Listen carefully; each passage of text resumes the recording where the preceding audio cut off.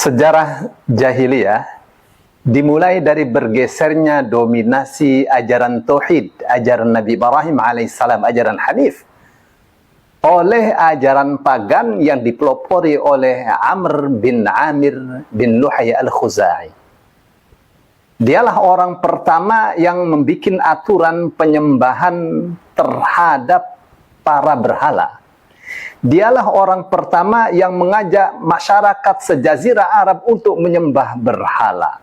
Amr bin Amir bin Luhay al-Khuzai. Di dalam Sahih Bukhari, Rasulullah sallallahu alaihi wasallam bersabda, "Ra'aitu Amra ibn Amir al-Khuzai yajurru qusbahu fin nari wa huwa awwalu man sayyaba as-sawaib." Aku melihat di neraka Amr bin Amir bin Luhay al-Khuzai, terburai ususnya, dia tarik-tarik di dalam neraka itu. Dialah orang pertama yang membuat aturan sayyabas sawaib. Apa itu sayyabas sawaib? Sawaib itu dari saibah. Saibah adalah unta yang 10 kali melahirkan anak-anaknya semuanya betina. Apabila melahirkan betina, 10 betina, tidak ada di tengah-tengahnya yang jantan, maka disebut saibah. Disebut saibah karena dia diberikan atau dipersembahkan untuk berhala. Jadi kita melihat bagaimana jahiliyah itu membuat aturan yang tidak-tidak. Susunya tidak boleh diminum, punggungnya tidak boleh ditumpaki, tidak boleh ditunggangi. Satu aturan yang merugikan. Apabila setelah itu melahirkan yang jantan, maka yang dilahirkan ini telinganya disobek dan dia dibiarkan dengan ibunya yang saibah itu. Saudaraku yang dimuliakan Allah. Jadi bergesernya atau digesernya dominasi ajaran tauhid, ajaran Nabi Ibrahim al-Hanif oleh ajaran pagan, itulah dimulainya masa jahiliyah. Jadi ajaran pagan ini melahirkan aturan-aturan yang sangat aneh. Di mana dibikin aturan bahwa seorang perempuan berhak memiliki suami lebih dari 1, bisa sampai 5, bisa sampai 10. Ajaran pagan memberikan aturan bahwa boleh tukar kunci, boleh tukar istri, tukar suami. Dan itu yang Aisyah riwayatkan, bahwa di zaman jahiliyah terjadi banyak model pernikahan. Antara lain adalah pernikahan syighar, nikah buddha, nikah sifah. Ada nikah yang biasa. Apa bedanya itu? Kalau nikah buddha, itu seorang suami mengatakan kepada istrinya, "Neng, aku sudah bayar kepada orang berdarah biru itu, kamu sana tidur dengan dia, kalau sudah hamil nanti kamu kembali." Tujuannya adalah untuk memperoleh keturunan berdarah biru. Ada namanya nikah syighar, tukar istri. Ada namanya nikah sifah. Ini beberapa perempuan berada dalam satu rumah, dia menerima setiap satu orang bisa 5 laki-laki sebagai suaminya. Dan itu legal menurut aturan syirik, aturan pagan. Lalu yang ketiga adalah pernikahan seperti sekarang. Dan itulah yang lestari dari ajaran Nabi Ibrahim alaihissalam. Nikah berdasarkan syariat. Ada wali, ada saksi, ada mahar, ada sirah, dan seterusnya. Saudaraku yang dimuliakan Allah, aturan jahiliyah ini membawa manusia ke jurang sengsara. Riba dipelihara, manusia merdeka diperbudak, manusia yang merdeka menjadi budak gara-gara riba, pencurian, perjudian, anak perempuan tidak bersalah dikubur hidup-hidup. Itulah zaman jahiliyah. Dan ini adalah problem yang sangat serius sekali bagi manusia dan kemanusiaan. Dan itu pula yang menyebabkan Rasulullah Sallallahu Alaihi Wasallam bertahannuth atau tahannuf di Gua Hira. Jadi latar belakangnya adalah kegalauan Rasul Sallallahu Alaihi Wasallam melihat manusia-manusia dengan kejahiliahannya. Mereka menyembah Allah tapi menyembah juga berhala. Berhala disembah-sembah, dan kalau mereka disebut menyembah berhala, mereka marah, mereka mengatakan ma na'buduhum illa liqarribuna ila Allahi zulfa. Kami tidak menyembah mereka, kami melakukannya hanya untuk supaya mereka mendekatkan kami kepada Allah dengan sedekat-dekatnya. Itulah jahiliyah. Jadi yang melatar belakangi Rasulullah Sallallahu Alaihi Wasallam bertahannuts atau bertahannuts, ikhtilaf antara para ulama. Tahannuts itu beribadah bermalam-malam. Tapi ada yang mengatakan itu bukan tahannuts tapi tahannuf. Jadi beribadah sesuai dengan ajaran Nabi Ibrahim alaihissalam. Tahannuf di Gua Hira. Membawa bekal dari Khadijah, naik kalau sudah habis turun lagi, bawa lagi, naik lagi. Kenapa? Karena Rasul Sallallahu Alaihi Wasallam ingin memperoleh solusi atas kejahiliahan yang menguasai masyarakatnya. Maka Allah Subhanahu wa Ta'ala mengirimkan Jibril di dalam sebuah hadis yang panjang bahwa Rasul Sallallahu Alaihi Wasallam pertama kali mendapatkan wahyu itu dari mimpi. Dan mimpinya seorang nabi adalah wahyu. Sampai akhirnya Rasul Sallallahu Alaihi Wasallam sangat suka sekali menyendiri, bertahannuts, beribadah sesuai dengan ajaran Nabi Ibrahim alaihissalam. Di Gua Hira itu, kalau kita berdiri di situ, di Gua Hira itu langsung ke titik Ka'bah, pas lurus sekali dengan tengah-tengahnya Ka'bah. Maka beliau mengatakan masyarakat Mekah yang paling tahu arah kiblat adalah masyarakat Na'la. Saudaraku yang dimuliakan Allah. Lalu satu ketika Rasul Sallallahu Alaihi Wasallam kedatangan seorang yang tidak dikenalnya, dan itu di waktu malam. Kita tahu Gua Hira itu posisinya di atas permukaan laut 283 meter. Jadi tinggi sekali Gua Hira itu. Aneh kalau malam-malam ada yang mengunjungi Rasul Sallallahu Alaihi Wasallam. Dan saat itu beliau diminta untuk membaca Iqra. Rasul katakan, "Ma ana bi khalis, saya tidak bisa baca."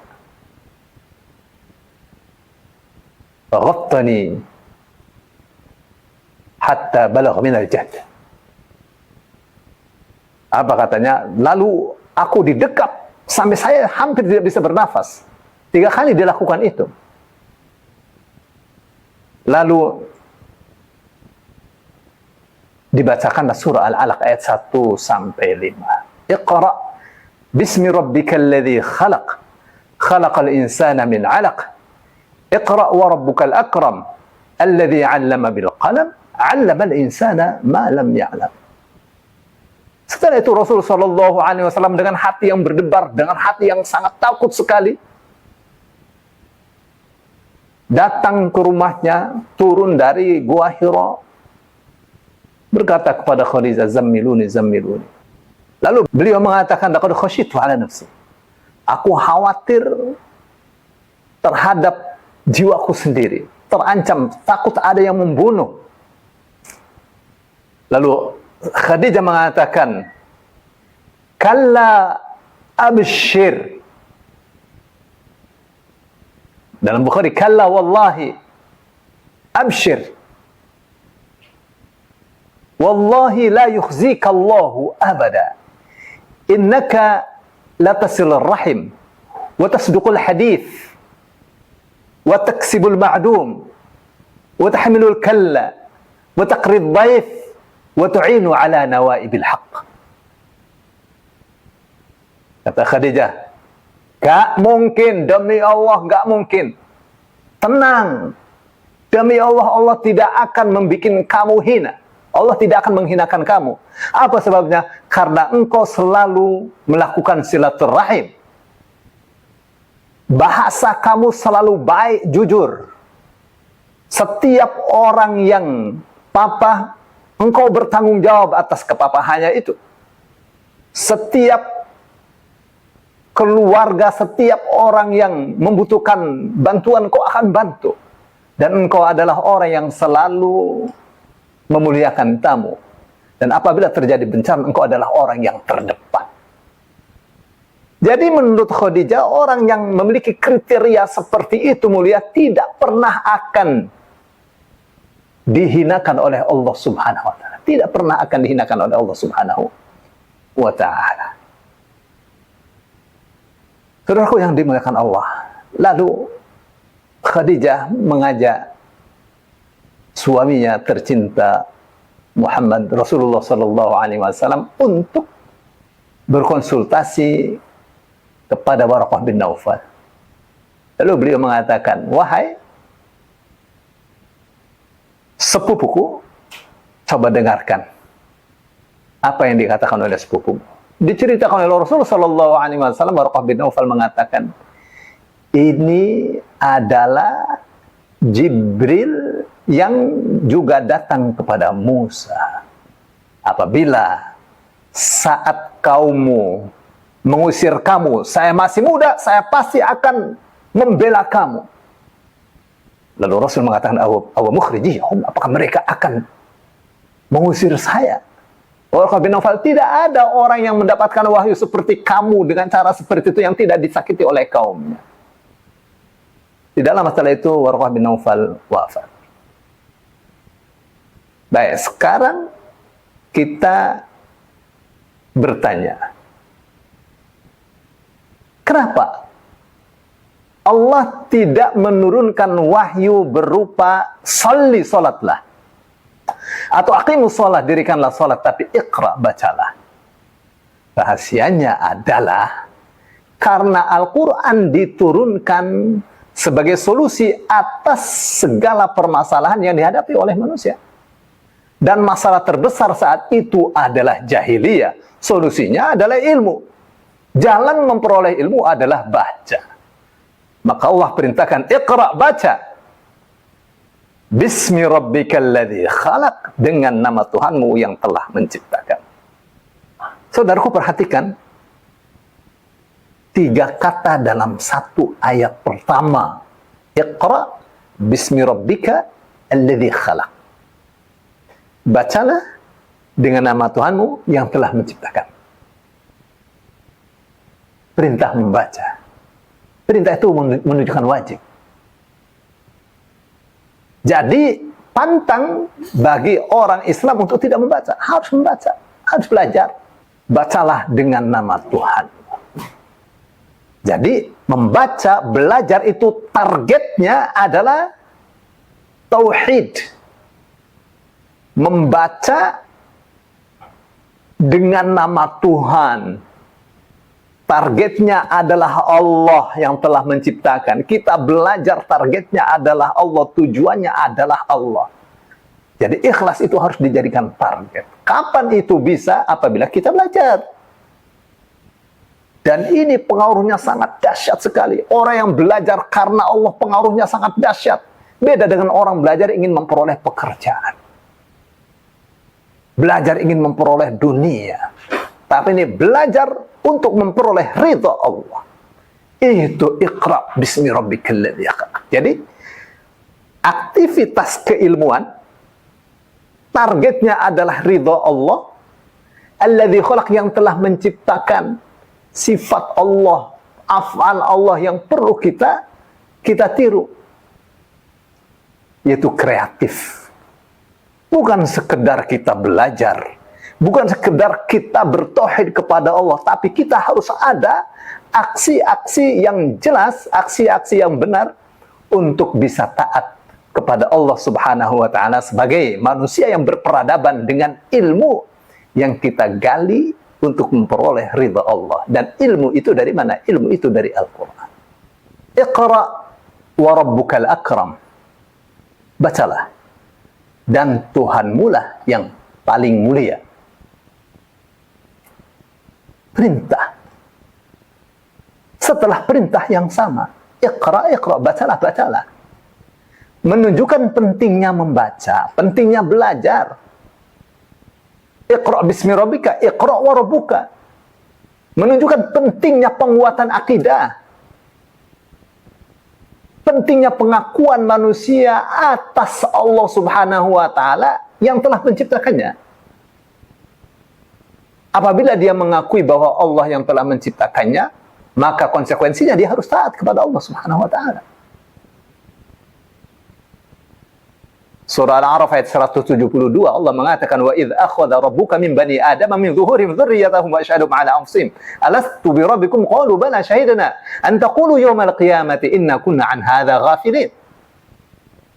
Ingatlah ketika Tuhanmu mengeluarkan dari sulbi anak cucu Adam, dzurriyyah mereka yang keluar dari sulbi anak Adam, tentu meskipun kata-katanya dzurriyyah artinya bahan dari dzurriyyah, yaitu sperma.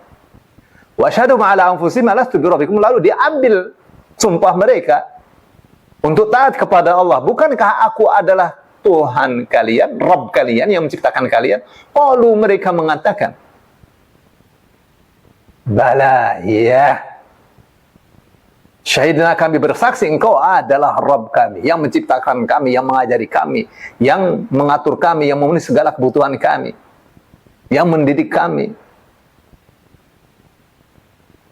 Lalu Allah katakan, antaqulu yawmal qiyamati inna kunna an hadza ghafilin, supaya di hari kiamat kamu tidak mengatakan, kasus seperti ini ya lupalah. Maka diingatkan oleh Allah, dikasih tahu bahwa ada masa di mana ketika manusia belum menjadi manusia, masih di alam sperma, dimintai syahadat oleh Allah, dan mereka berkata syahadat qauliyah, biasa membersihkan dirinya.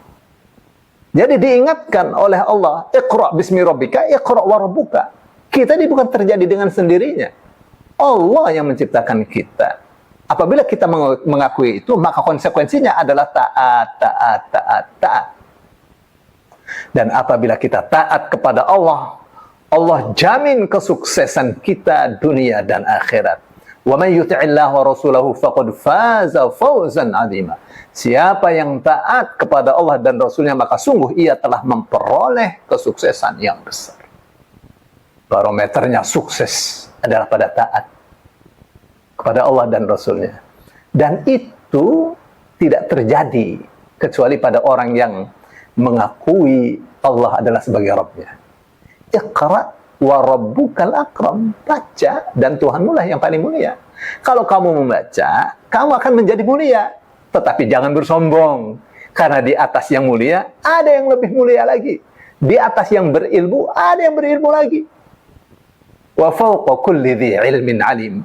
Dan di atas setiap orang yang punya ilmu ada yang alim, yang maha mengetahui adalah Allah Subhanahu wa taala. Tapi ini merupakan jaminan dari Allah. Kapan manusia ini banyak membaca, akan dimuliakan oleh Allah. Tapi Allah wanti-wanti, jangan bersombong, karena telah memperoleh kemuliaan dari ilmu yang dibacanya. Dan Iqra ini berbeda dengan tilawah. Iqra itu baca untuk wawasan. Jadi wawasan apa ini? Adalah wawasan tauhid, wawasan akidah. Karena memang surah Al-Alaq ini Allah turunkan sebagai solusi atas problem kejahiliahan yang dihadapi oleh manusia saat itu dan sampai hari kiamat.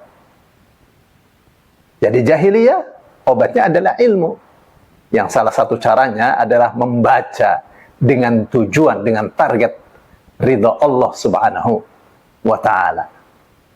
Ilmu, tauhid. Tidak bisa tauhid tanpa ilmu. Berkarya harus dengan ilmu. Ilmu, tauhid, berkarya. Berkarya harus dengan ilmu, berkarya tidak boleh lepas dari akidah. Iqra, iqra, iqra. Jangan berhenti belajar, lakukan penelitian untuk memperoleh ilmu yang bermanfaat. Dengan penelitian ditemukan alat transportasi. Dari yang lambat menjadi cepat, dari yang cepat menjadi sangat cepat sekali. Dari membaca, dari penelitian. Iqra, iqra. Saudaraku yang dimuliakan Allah, ilmu, akidah, karya. Penelitian untuk peningkatan karya, peningkatan akidah. Semuanya dasarnya adalah ilmu, basicnya ilmu. Akhlak, akhlak basicnya ilmu. Ilmu, akidah, karya, penelitian, akhlak. Dan akhlak adalah buah dari ilmu. Kapan ini bisa disebut sebagai akhlak yang mulia? Apabila kepada Allah taat, kepada orang tua baik. Itu sejak surah Al-Alaq sudah diingatkan Allah sama Rahim. Allah sama Rahim. Tuh, maka jangan aneh kalau Al-Quran mengatakan wa'budullaha wa la tusyriku bi syai'a wa bil walidaini ihsana. Sembah Allah, beribadahlah kepada Allah, jangan menyekutukannya dengan apapun, dan kepada kedua orang tua berbuat baiklah dengan sebaik-baiknya. Anda ingin berjaya, ingin mulia, jangan berhenti belajar, perkuat akidah, jangan malas, berkarya, berkarya, berkarya, lakukan penelitian terus-menerus, karena dari penelitian itulah akan terbangun peradaban yang tinggi. Jangan lupa, akhlak yang mulia, relasi yang kuat, dan itu silaturahim. Dibangun relasi yang kuat. Niscaya engkau akan mulia, tapi juga engkau tidak akan bersombong. Karena ilmumu berdasarkan ridho Allah subhanahu wa ta'ala. Engkau berilmu tujuannya agar Allah ridho. Saudaraku yang dimuliakan Allah, di antara cara memelihara hubungan silaturahim adalah tentu akhlak yang mulia, kata-kata yang baik, memuliakan tamu, menolong orang yang papa, yang lemah, selalu bahu-membahu bekerja sama untuk memikul satu beban yang berat yang diperlukan oleh manusia dan kemanusiaan. Allah, Tuhanmu, yang memerintahkanmu untuk membaca agar wawasanmu tentang tauhid itu benar, membaca agar wawasan tentang akidah itu benar, tentang akhlak itu mulia, wawasan tentang berkarya itu benar, tujuannya adalah kemanusiaan yang dasarnya adalah akidah. Allah yang memerintahkan manusia untuk berakhlak yang mulia.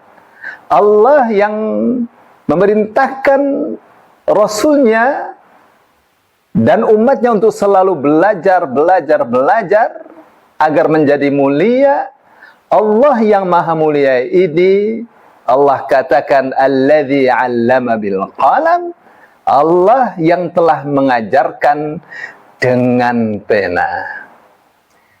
Kemuliaan dan mulia apabila manusia setelah belajar, dia mengajar untuk mempertahankan kemuliaan. Regenerasi dalam urusan ilmu pengetahuan diperintahkan oleh Allah Subhanahu wa ta'ala. Bahwa apabila manusia itu mulia, pasti dia akan mengajarkan kemuliaannya itu kepada sesamanya. Alladzi 'allama bil qalam. Allah yang mengajar dengan pena untuk mempertahankan kemuliaan. Jangan biarkan manusia itu tenggelam dalam kebodohan, tenggelam dalam kejahiliahan. Ajari manusia dengan pena, kuasai alat tulis, kuasai cara untuk dapat membaca semua media. Orang Islam harus kuasai itu agar peradaban bisa dibangun dengan sebaik-baiknya, agar manusia menjadi manusia yang mulia, agar manusia tidak tergelincir pada penyembahan terhadap berhala, tidak tergelincir pada akhlak yang tercela, tidak tergelincir pada produk-produk yang bikin sengsara manusia, agar manusia akidahnya kuat, wawasannya luas, mulia, akhlaknya luhur, akhlaknya berguna bagi kesejahteraan sesama. 'Allamal insana ma lam ya'lam. Dia yang telah mengajarkan manusia apa saja yang belum manusia ketahui. Menunjukkan bahwa ilmu akan terus berkembang. Allah akan mengajari manusia ilmu-ilmu yang sebelumnya tidak diketahui. Dari sebelumnya manusia bersandar pada kekuatan ototnya untuk memindahkan satu barang dari tempat ke tempat yang lainnya. Dengan manusia belajar, maka ditemukanlah alat transportasi. Dari yang lambat menjadi cepat, menjadi super cepat. Ditemukanlah alat komunikasi. Dari yang hanya bersandarkan pada satelit, lalu sekarang sudah pakai gelombang elektromagnetik dan seterusnya. Saudaraku yang dimuliakan Allah, membaca untuk wawasan akidah yang benar, membaca belajar untuk memperoleh akhlak yang mulia, membaca dan mengajarkan apa yang dibacakan itu adalah perintah dari Allah Subhanahu wa Ta'ala. Penelitian tidak boleh berhenti untuk menghasilkan ilmu, untuk bisa membangun peradaban yang lebih tinggi, membangun akhlak yang lebih mulia, dan penting bagi kita umat Islam untuk menginventarisir ilmu-ilmu apa saja yang harus diraih, yang belum diketahui, yang itu berguna bagi perkembangan kecerdasan manusia, berguna bagi kesejahteraan manusia. Inilah yang Allah pesankan di dalam surah Al-Alaq ayat 1-5, yang dengannya manusia akan terbebas dari jahiliyah, dari kejahiliahan.